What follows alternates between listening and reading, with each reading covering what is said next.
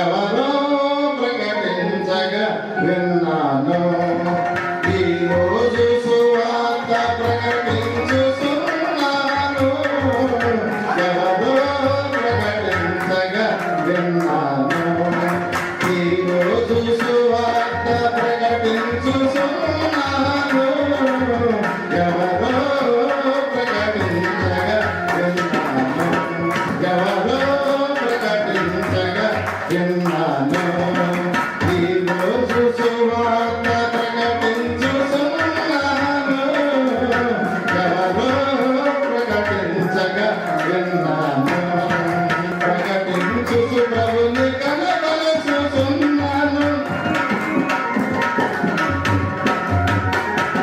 తెలిసిన మాట ప్రజలములలో ప్రకటించుచు ప్రభుని కనబరచుచున్నాను.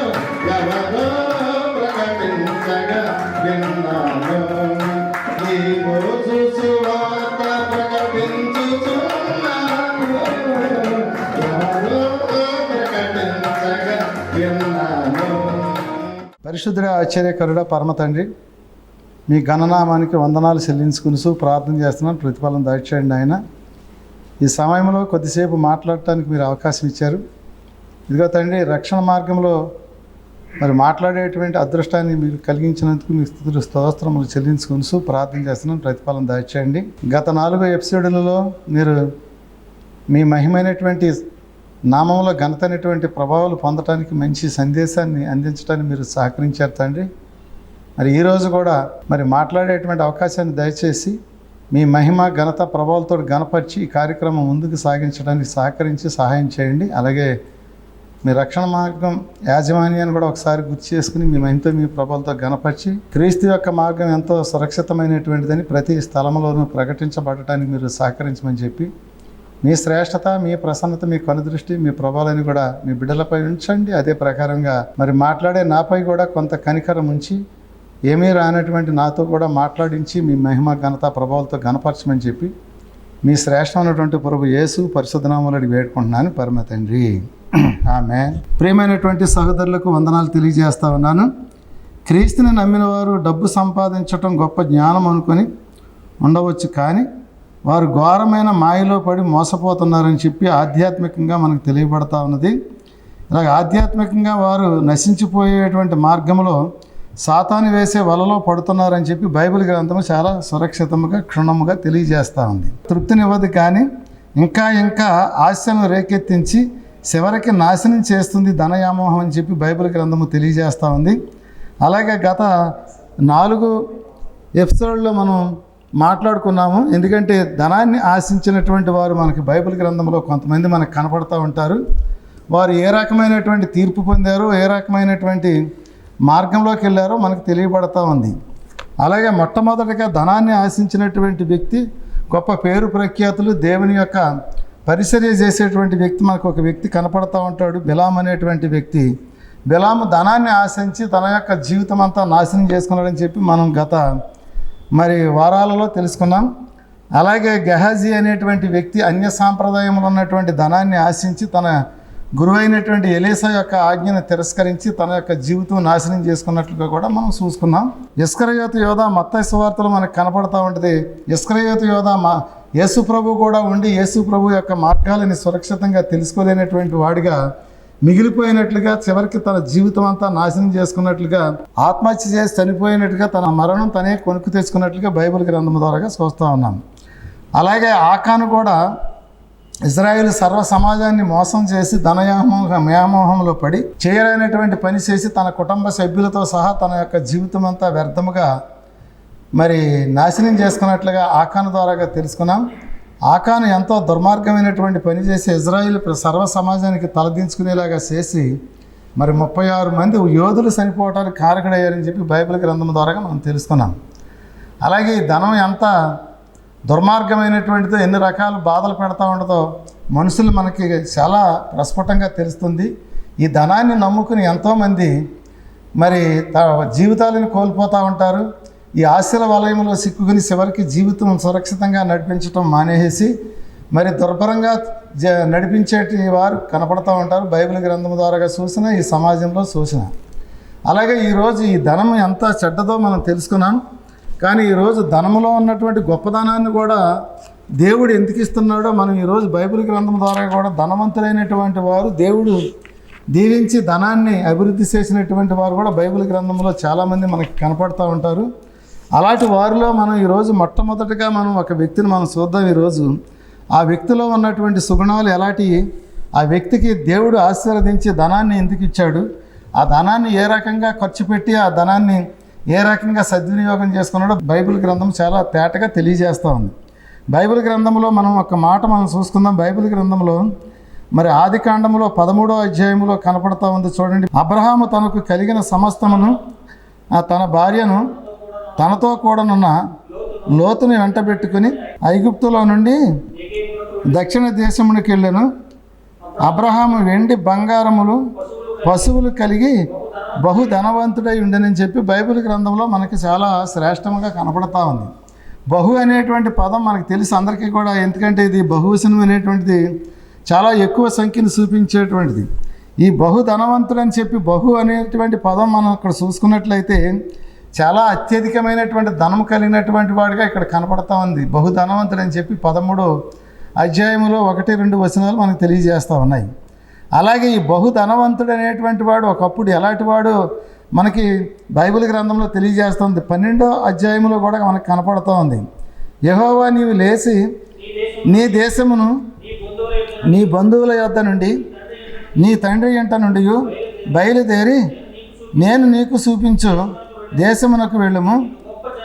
నిన్ను గొప్ప జనముగా చేసి నిన్ను ఆశీర్వదించి నీ నామమును గొప్ప చేయుదును. నీవు ఆశీర్వాదముగా నుందువు. నిన్ను ఆశీర్వదించే వారిని ఆశీర్వదించేదను, నిన్ను దూషించే వారిని శపించదను. భూమి యొక్క సమస్త వంశములు నీయందు ఆశీర్వదింపబడునని అబ్రహాముతో అనగా యెహోవా అతనితో చెప్పిన ప్రకారము అబ్రహాము వెళ్ళెను. లోతు అతనితో కూడా వెళ్ళెను.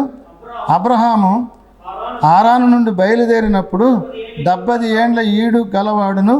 అబ్రహాము తన భార్య శారయిని తన సహోదరుని కుమారుడైన లోతును హారానులో తానును వారును ఆర్జించిన యావదాస్తిని వారు సంపాదించిన సమస్తమైన వాటిని తీసుకొని కానాను దేశమునకు బయలుదేరని చెప్పి బైబిల్ గ్రంథం తెలియజేస్తా ఉంది. దేవుడు ఒక ఆజ్ఞ ఇచ్చాడు. ఎందుకంటే అబ్రహాము స్వతహాగా ఇక్కడ బైబిల్ గ్రంథంలో తెలియబడతా ఉంది. కల్దీల ఊరివాడు, దేవుని ఎరగనటువంటి వాడుగానే బైబిల్ గ్రంథం పరిచయం చేస్తామంటే మొట్టమొదట.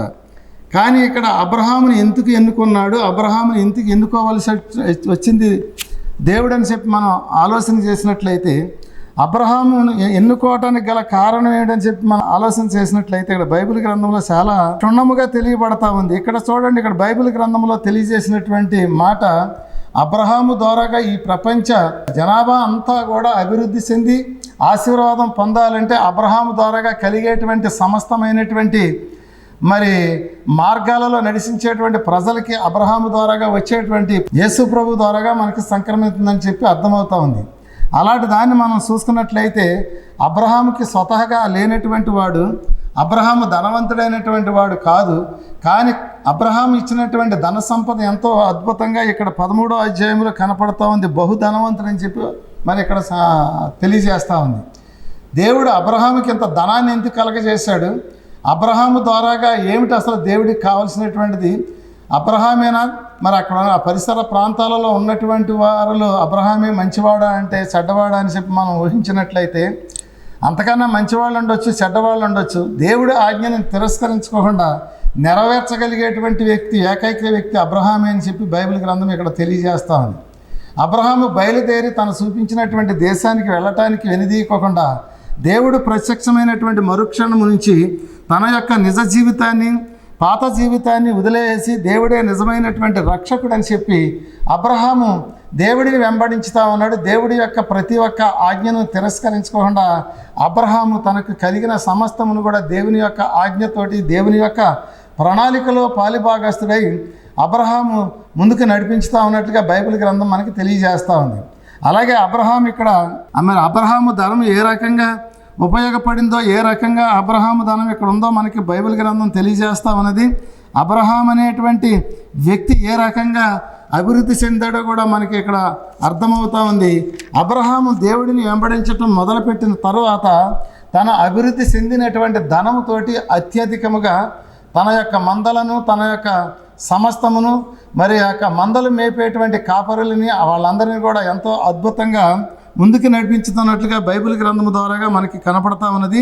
అబ్రహాము యొక్క సర్వ సమాజంలో ఉన్నటువంటి ప్రజల ఉదర పోషణార్థం కోసం ఎంతో మరి అభివృద్ధి చెందినట్లుగా బైబిల్ గ్రంథం ద్వారాగా మనకి తెలియబడతా ఉంది. చూడండి ప్రియమైనటువంటి సహోదరులారా, మనం కూడా మన జీవితాలని అద్భుతంగా నడిపించాలి అంటే మనకి దేవుడు ఏదైనా ఇచ్చాడు అంటే దేవుని కోసం ఖర్చు చేసేటువంటి వారుగా, దేవుడి యొక్క ప్రణాళికబద్ధంగా నడిచేటువంటి వారుగా ఉండాలని చెప్పి బైబిల్ గ్రంథం తెలియజేస్తూ ఉంది.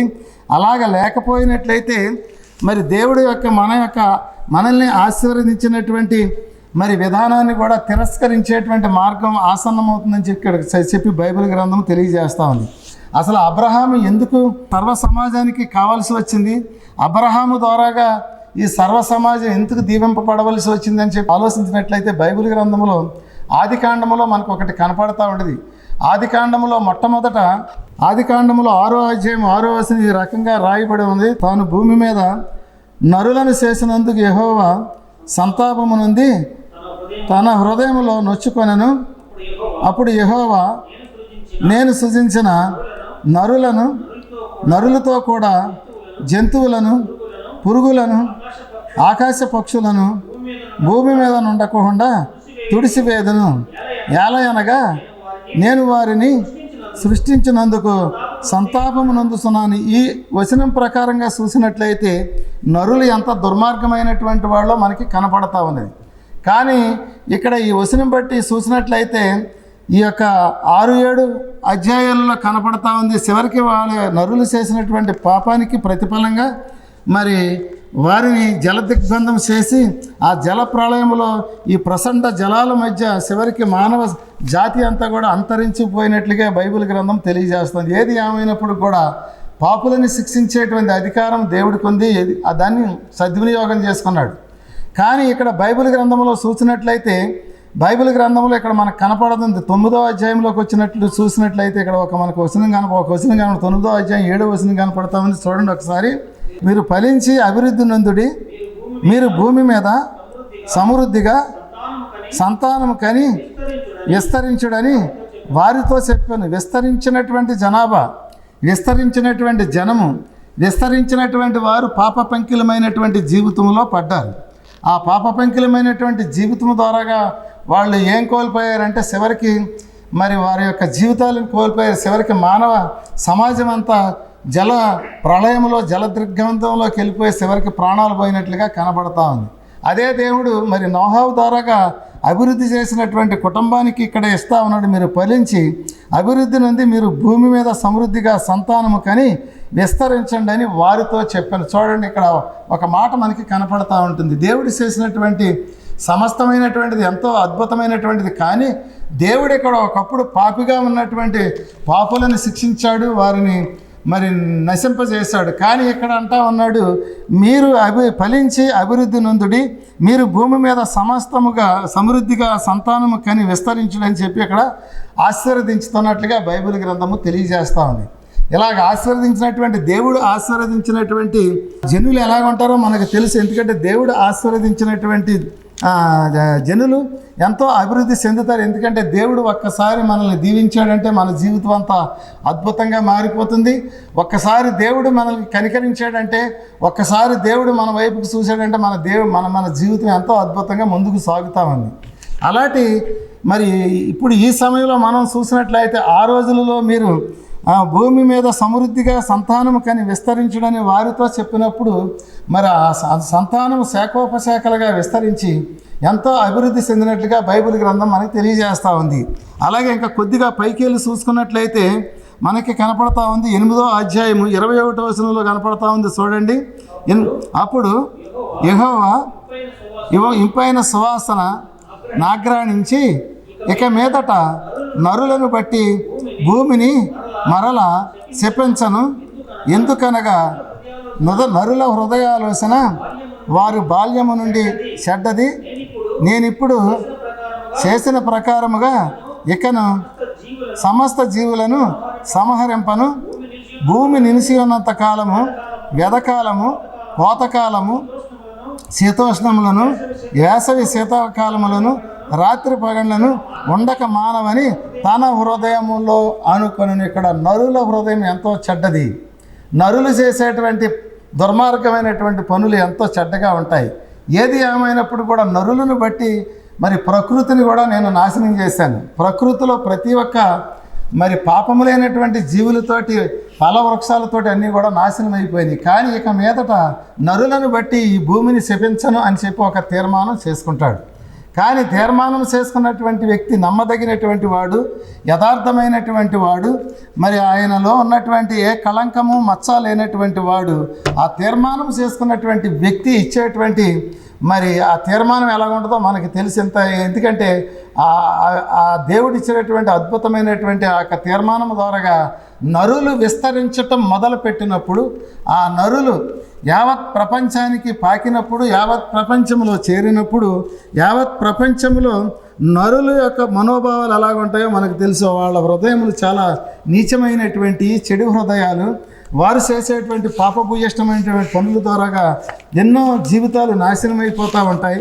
వారు చేసేటువంటి దుర్మార్గపు చర్యల వల్ల ఎన్నో రకాలైనటువంటి మారణ హోమాలు, ఎన్నో రకాలైనటువంటి మరి మనుషులు బ్రతకడానికి వీలైనటువంటి ప్రణాళికలు వేస్తూ ఉంటారు. మనకి తెలుసు. ఇప్పుడు కూడా ఈ తరుణంలో కూడా ఇప్పుడు జరుగుతున్నటువంటిది అదే. ఎందుకంటే మరి బలవంతుడైనటువంటి వాడు బలహీనుని హింసించడానికి వెనకాడనటువంటి ఈ పరిస్థితిలో మనం చూసినట్లయితే చాలా ఘోరంగా ఉంటుంది.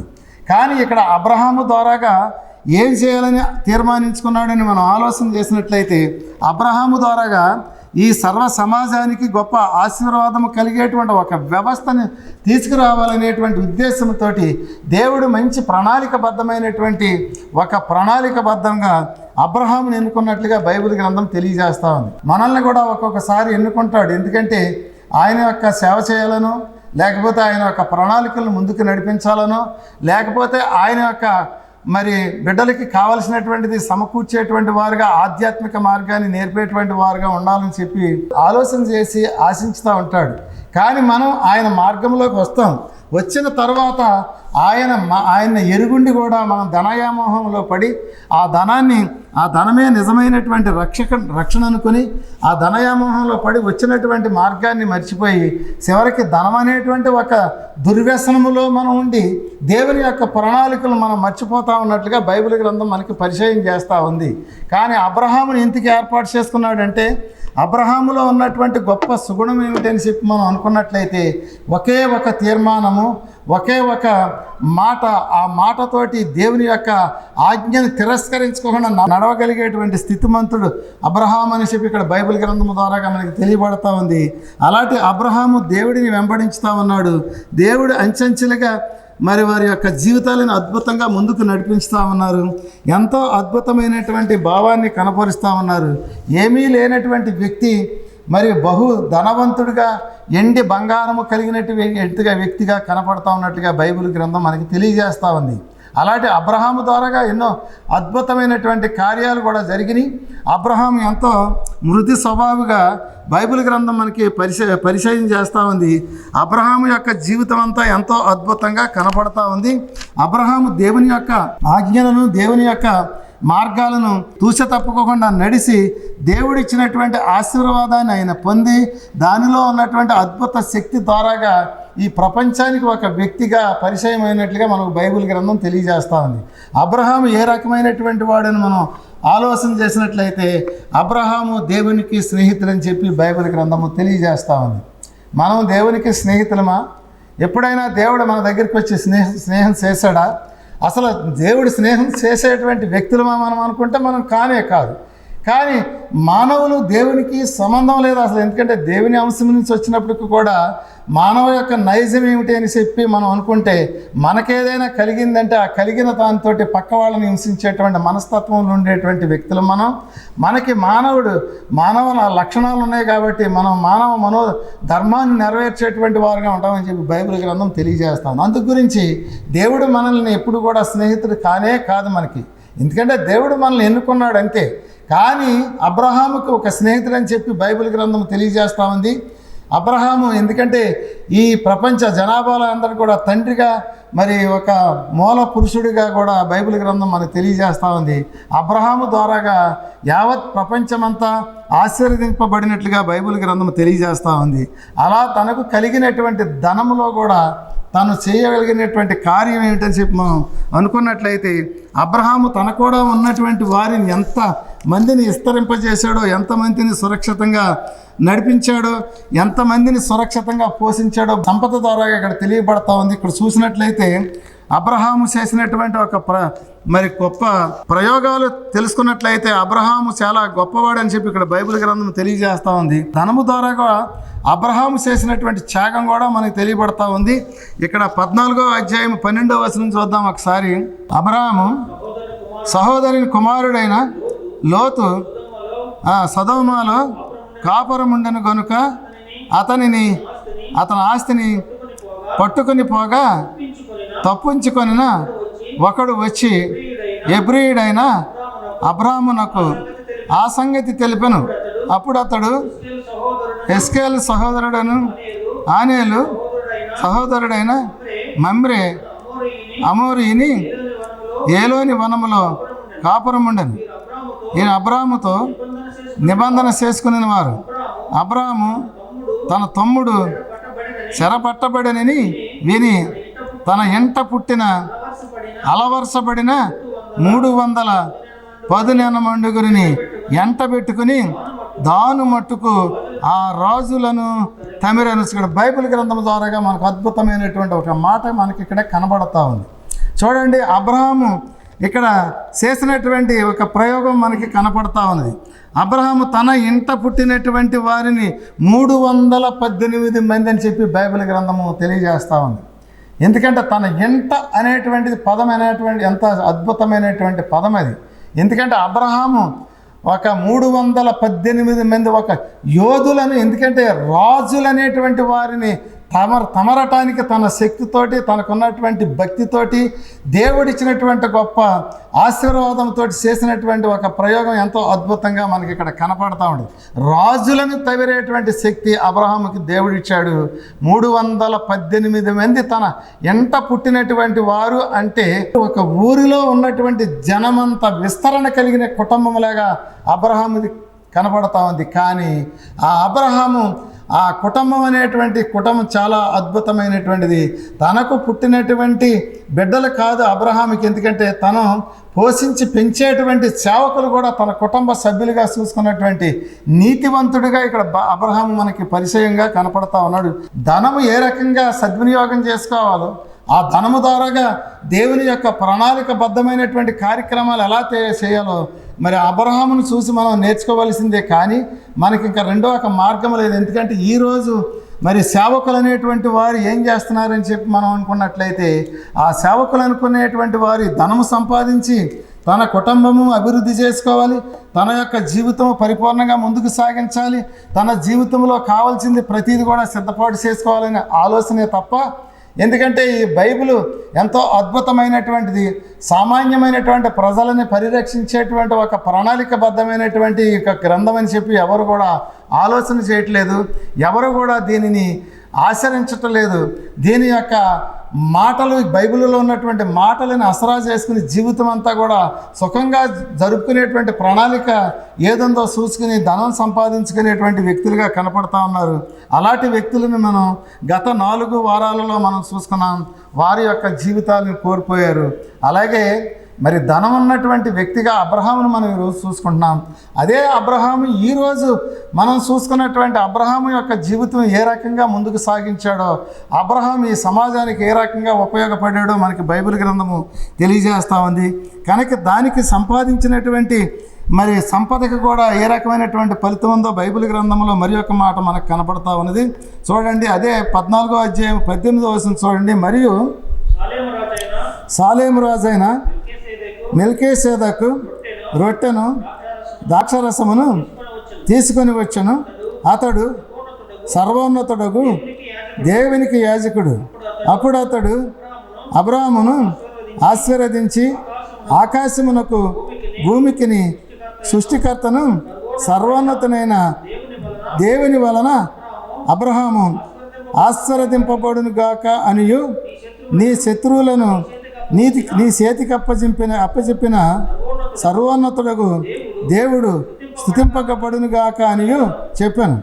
అప్పుడు అతడు అన్నిటిలో అతనికి 10వ వంతు ఇచ్చాను. చూడండి, ఇక్కడ బైబిల్ గ్రంథము ద్వారా చూసినట్లయితే అసలు ఎక్కడ మరి ఈ యొక్క దశమ భాగాలు ఎక్కడ మొదలైనవి అంటే అబ్రహాము ద్వారాగా మొదలైంది. అబ్రహాము దశమ భాగం ఇచ్చాడు అంటే అబ్రహాము దశమ భాగం ఎంత ఇవ్వగలిగాడు, తీసుకున్నటువంటి వాడు ఎందుకు తీసుకోగలిగాడు? ఎందుకంటే సొలొమోను రాజు అనేటువంటి వ్యక్తి బైబిల్ గ్రంథంలో మనకు ఎక్కువగా పరిచయస్తుడు కాదు. కానీ మరి సొలొమోను రాజు అంటే ఎవరో తెలియదు కానీ మనకి, కానీ తీసుకున్నటువంటి వ్యక్తి ఏ విధమైనటువంటి దుర్వ్యసనాలకు లోనయ్యి ఏదైనా మరి బైబిల్ గ్రంథానికి అనుగుణంగా లేకుండా నడిచాడు అని చెప్పి అంటే మనకి ఎక్కడ దాఖలాలు మనకు కనపడతలేదు. అలాగే ఇచ్చినటువంటి దాన్ని సద్వినియోగం చేసేటువంటి ఒక వ్యక్తిగా మనకి ఇక్కడ కనపడతా ఉన్నాడు. అలాగే అబ్రహాము కూడా ఎందుకు అక్కడ ఇచ్చాడు అంటే అది ప్రణాళికబద్ధమైనటువంటి ఒక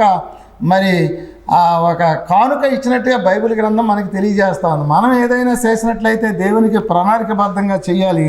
అలాగే బైబిల్ గ్రంథంలో ఇంకొక మాట చదువుకుని ఈ కార్యక్రమం మనం ముగించుకుందాం. 21వ వచనం చూస్తుందాం.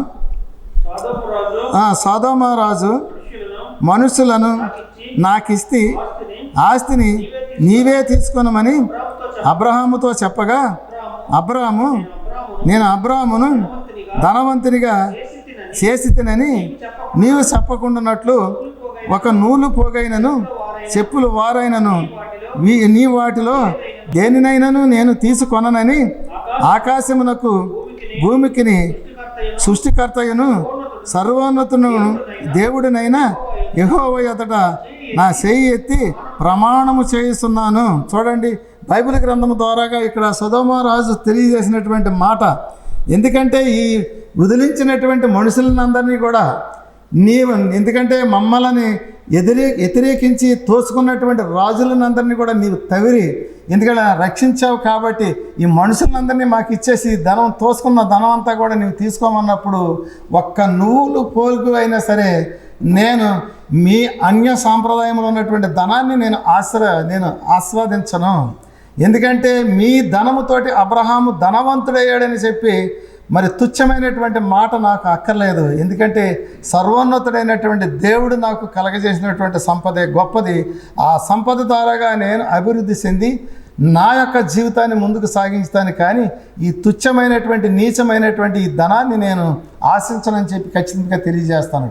ఏ సేవకుడు ఈరోజు తెలియజేస్తా ఉన్నాడు? ఏ సేవకుడు ఈరోజు అలాంటి సంపదని కాదనేటువంటి వారు ఉన్నారు? ఎందుకంటే ఎవరైనా ఇస్తే శేషులు సాసి అరువులు సాసి తీసుకుని వాటితోటి వారి యొక్క జీవితాలని పరిపూర్ణంగా సాగించుకునేటువంటి వాళ్ళు మనం చూస్తూ ఉన్నాం. కానీ ఈరోజు చూసినట్లయితే మరి ధనవంతుడైనటువంటి వాడిలో అబ్రహామును మనం చూసినట్లయితే ఎంతో నీతి కలిగినటువంటి వాడిగా బైబిల్ గ్రంథం తెలియజేస్తుంది. ప్రార్థన చేసుకుందాం. పరిశుద్ధుడా, ఆశ్చర్యకరుడా, పరమ తండ్రి, ఇప్పటి వరకు కొద్దిసేపు మాట్లాడటానికి అవకాశం ఇచ్చారు. దీంట్లో తప్పులు గట్ట ఏమైనా ఉంటే క్షమించండి.